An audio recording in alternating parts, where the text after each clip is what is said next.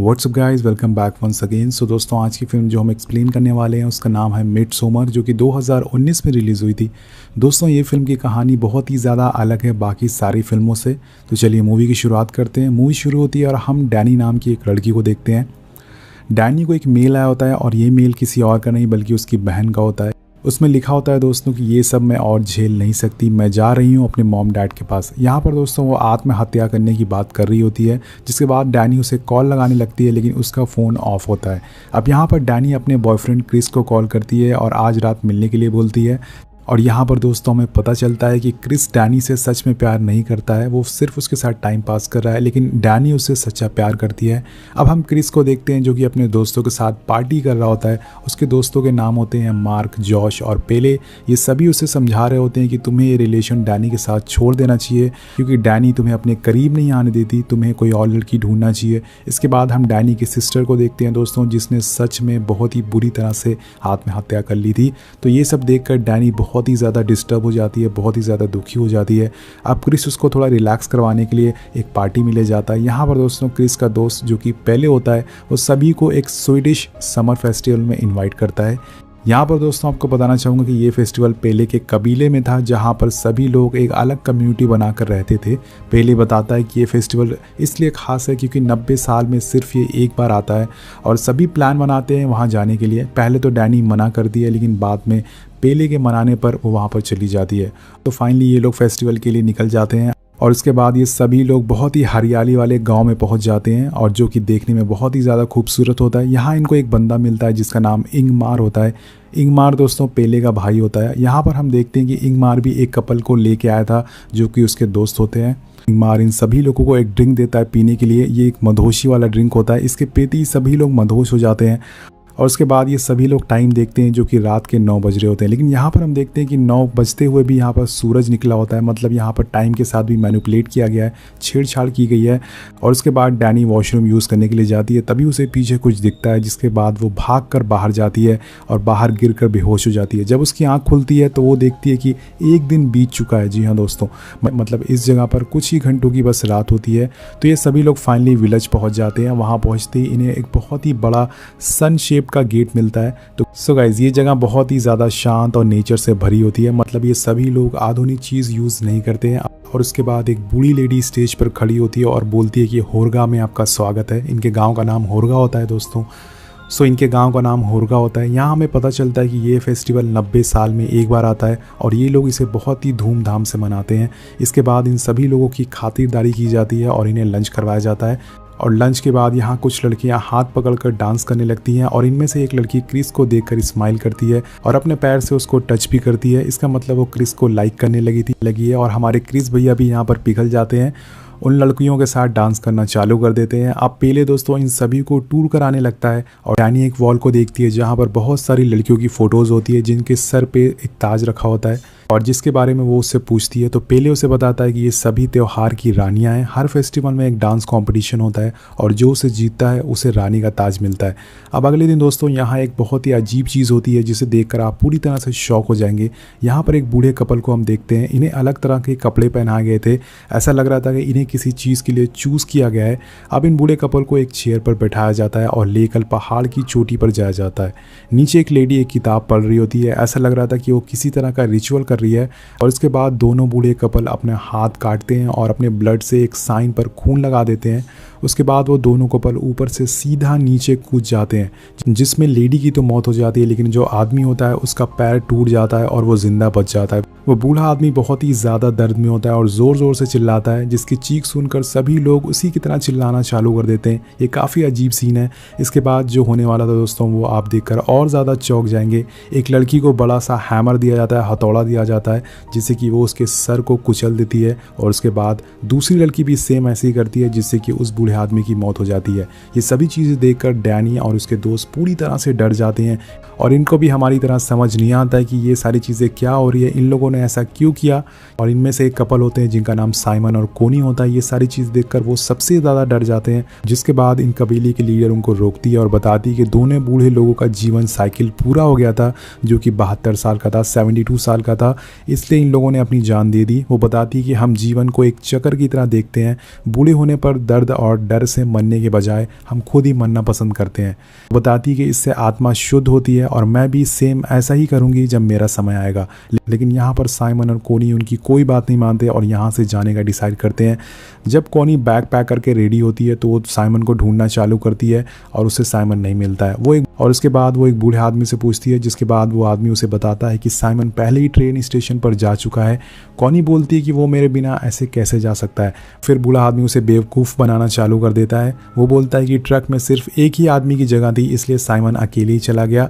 वो बोलता है कि थोड़ी देर में एक दूसरा ट्रक जाएगा और तुम्हें भी वहाँ पर स्टेशन पर पहुँचा दिया जाएगा। इनकी बातों से हमें पता चलता है दोस्तों, इन लोगों ने साइमन के साथ कुछ ज़रूर किया है।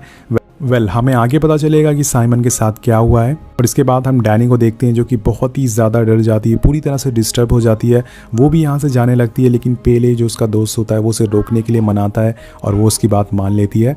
और नेक्स्ट सीन में एक और अजीब चीज़ होती है दोस्तों, एक छोटी लड़की को जंजीरों से बांध दिया जाता है और उसे पानी में फेंकने वाले होते हैं कि डैनी उसे रोकती है और पूछती है कि ये क्या तुम लोग कर रहे हो, ये तुम लोग ऐसा क्यों कर रहे हो।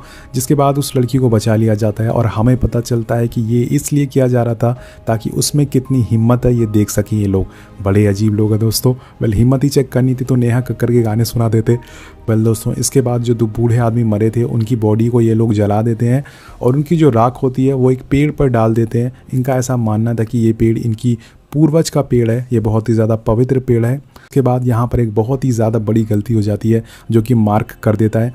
मार्क दोस्तों उस पेड़ पर टॉयलेट कर देता है। इसे देखकर सभी गांव वाले बहुत ही ज़्यादा गुस्सा हो जाते हैं। यहाँ पर बोलता है कि वो सिर्फ एक सूखा हुआ पेड़ है। पहले उसे बताता है कि ये पेड़ हमारे पूर्वज का है, हम इसे बहुत ही ज़्यादा पवित्र मानते हैं, इसकी वजह से तुम्हें ऐसा नहीं करना चाहिए था। वह इनके फ्रेंड जोश को देखते हैं जो कि थीसिस लिख रहा होता है, एक किताब लिख रहा होता है और इन गांव वाले के ऊपर वो सारी चीज़ें जानकारी इकट्ठा करना चालू कर देता है कि ये त्यौहार कैसे मनाते हैं, कैसे रहते हैं, इनके रीति रिवाज वगैरह कैसे होते हैं। जिसके बाद वो एक आदमी से मिलता है जो कि गाँव वालों की पवित्र किताब रखता था, वो लाइब्रेरियन होता है। तो वो उसे एक बुक के बारे में बताता है। ये जॉश को बताता है कि ये एक होली बुक है, इसके आगे की किताब के जो पन्ने हैं वो खाली हैं। वो आदमी बताता है कि ये अनंत काल से चलने वाली प्रक्रिया है, इसमें बदलाव होता रहता है, इसलिए आगे के बदलाव होगा। इस वजह से इस बुक के आगे के पन्ने खाली रखे गए हैं कि अगर फ्यूचर में कोई बदलाव होता है तो इसमें वो लिख दिया जाएगा। जिसके बाद जोश पूछता है कि ये कौन बताता है कि ये किताब में क्या लिखा जाएगा। वो आदमी बोलता है कि ये किताब रूबिन लिख रहा है। रूबिन को हम देखते हैं जिसका फेस बहुत ही ज़्यादा अजीब होता है। ये लोग रूबिन को एक ओरेकल मानते हैं दोस्तों। ओरेकल उन लोगों को बोलते हैं जिनके पास कुछ सुपर नेचुरल पावर्स होती हैं। और जिसके बाद जोश उस किताब की फ़ोटोज़ लेने के लिए बोलता है, लेकिन वो आदमी उसे मना कर देता है। अब ये सभी लोग लंच करने लगते हैं, तभी एक लड़की मार्क के पास आती है और अपने साथ ले जाती है। अब यहाँ पर दोस्तों मैं आपको बता दूं कि मार्क ने सूसू वाला जो कांड किया था, अब उसकी सज़ा उसे मिलने वाली है। और इधर दोस्तों जोश रात में छुप कर उस पवित्र किताब के फ़ोटोज़ लेना चालू करता है। तभी उसके पीछे एक आदमी आता है और जोश बोलता है कि मार्क तुम यहाँ क्या कर रहे हो। तभी जोश के पीछे से कोई आदमी उसे मार कर वहीं बेहोश कर देता है। और दूसरी तरफ हम जब मार्क का चेहरा देखते हैं तो वो मार्क नहीं बल्कि कोई और आदमी होता है जिसने मार्क की फेस की स्किन लगाई थी। मतलब इन लोगों ने मार्क को भी मार दिया है। दोस्तों यहाँ पर हमें पता चलता है कि सूसू हमेशा टॉयलेट में करना चाहिए, खुली जगह पर नहीं करना चाहिए, नहीं तो ऐसा अंजाम हो सकता है। और उसके बाद अगले दिन हम डैनी को देखते हैं जिसको कि फिक्र होने लगती है जॉश और मार्क की। वो सबसे पूछने लगती है कि वो दोनों रात से दिख नहीं रहे हैं। जिसके बाद इनका जो लीडर होता है वो बोलता है कि इनकी पवित्र किताब कल रात से गायब है। इन लोगों का ऐसा मानना था कि जॉश और मार्क ने वो किताब चुरा लिया और यहाँ से भाग गए। लेकिन दोस्तों हमें यहाँ पर सच्चाई पता होती है कि उन किताब के साथ क्या हुआ और मार्क और जोश के साथ क्या हुआ है। तो फाइनली इन गांव वालों का फेस्टिवल चालू हो जाता है जिसमें डैनी भी हिस्सा लेती है। इस फेस्टिवल के शुरू होने से पहले इन सभी लड़कियों को कुछ पिलाया जाता है जिससे कि सभी नशे में आ जाती हैं और नाचने लगती हैं। गाइस आपको बता दूं कि इस फेस्टिवल में होता क्या है। इन सभी लड़कियों को एक पेड़ के आसपास घूम घूम कर डांस करना होगा और जो लड़की आखिरी तक डांस करती रहेगी वो क्वीन बन जाएगी। तो फेस्टिवल शुरू हो जाता है और सभी लड़कियाँ नाचना चालू कर देती हैं जिसमें डैनी सबसे लास्ट तक बचती है और वो क्वीन बन जाती है। उसके बाद सभी लोग उसे बधाइयाँ देते हैं और उसके आगे झुक जाते हैं, एक तरह से उसे रेस्पेक्ट देते हैं। और उसके बाद डैनी को एक ताज पहनाया जाता है, उसे एक स्पेशल जगह पर बैठाया जाता है। और इधर हम क्रिस को देखते हैं जो कि एक रूम में होता है। उसके सामने इस कबीले की लीडर आकर बैठती है और वो बोलती है कि तुम्हें चुना गया है। क्रिस बोलता है कि किस लिए चुना गया है। वो बोलती है कि तुम्हें माया के साथ संभोग करने के लिए चुना गया है। आपको यहाँ पर बताना चाहूँगा कि माया वही लड़की है जो कि क्रिस को स्माइल करके देख रही थी और क्रिस भी उसे लाइक करने लगा था। और यहाँ पर वो लीडर बताती है कि क्रिस को उसके साथ इंटीमेट होना पड़ेगा ताकि वो प्रेग्नेंट हो सके और आगे की जनरेशन बढ़ा सके। कि ये लोग क्रिस को किसी तरह का धुआं स्मेल करवाते हैं जिससे कि वो पूरी तरह से मदहोश हो जाता है और निकल पड़ता है संभोग करने के लिए। ये शुभ काम कर रहा होता है तो डैनी उसे दूर से देख लेती है और ये देखकर वो इतनी ज़्यादा डर जाती है कि उल्टियाँ करना चालू कर देती है और ज़ोर ज़ोर से रोने लगती है। लेकिन उसके साथ सभी और लड़कियाँ भी उसी तरह से रोना चालू कर देती हैं। ये सीन देखने में काफ़ी ज़्यादा अजीब है दोस्तों। फाइनली क्रिस मदहोशी की हालत से बाहर आता है और बाहर आकर वो भागना चालू कर देता है, जिसके बाद वो एक आदमी को ज़मीन पर गड़ा हुआ देखता है। ये कोई और नहीं बल्कि दोस्तों जॉश होता है। इन लोगों ने जॉश को मारकर उसे ज़मीन में गाड़ दिया था। क्रिस भागकर एक घर में पहुंचता है। यहाँ पर उसे फिर से शॉक लगता है। यहाँ दोस्तों हम साइमन को देखते हैं जिसकी बॉडी को पूरी तरह से फाड़ कर लटकाया गया होता है। बहुत ही ज़्यादा भयानक सीन है। क्रिस ये सारी चीज़ें देखकर कुछ समझ पाता, लेकिन तभी एक आदमी उसके फेस पर नशीला धुआं फेंकता है जिससे कि वो फिर से मदहोश हो जाता है। और अगले दिन सभी गाँव वाले एक जगह पर इकट्ठा होते हैं और इनका लीडर सभी को बताता है कि हम इस फेस्टिवल में 9 लोगों की बलि देते हैं। इसमें से 4 लोग इस गाँव के बाहर गए होते हैं और 4 लोग इस गाँव के होते हैं, जिसमें से 2 वो बूढ़े लोग मर चुके थे और 2 जिंदा लोगों को खुद को मारना पड़ेगा। और यहाँ पर हमें पता चलता है कि एक आखिरी बलि बची होती है जिसके बारे में क्वीन डिसाइड करेगी कि वो बंदा बाहर का होगा या फिर गांव का होगा। तो यहाँ पर दोस्तों क्वीन होती है डैनी, तो वो डिसाइड कर सकती है कि वो बंदा जो बलि देने वाला है वो क्रिस होगा या फिर कोई गाँव का ही बंदा होगा। हम डैनी को देखते हैं जो कि बहुत ही ज़्यादा नाराज़ होती है क्योंकि क्रिस ने उसे धोखा दिया था। अब डैनी क्रिस को देखकर रोने लगती है, जिसके बाद हम समझ जाते हैं कि उसने डैनी को चूज़ किया है बलि देने के लिए। यहाँ पर गांव वाले एक और अजीब चीज़ करते हैं। वो एक भालू के अंदर के सारे पार्ट निकाल देते हैं दोस्तों और क्रिस को उसके अंदर फिट कर देते हैं। और ये गांव वाले ऐसा इसलिए कर रहे थे क्योंकि इनका मानना था कि इस बलि से इस सारा गांव पवित्र हो जाएगा और साइकिल फिर से स्टार्ट हो जाएगी, जो कि रियलिटी में बिल्कुल बहुत ही बकवास चीज़ है।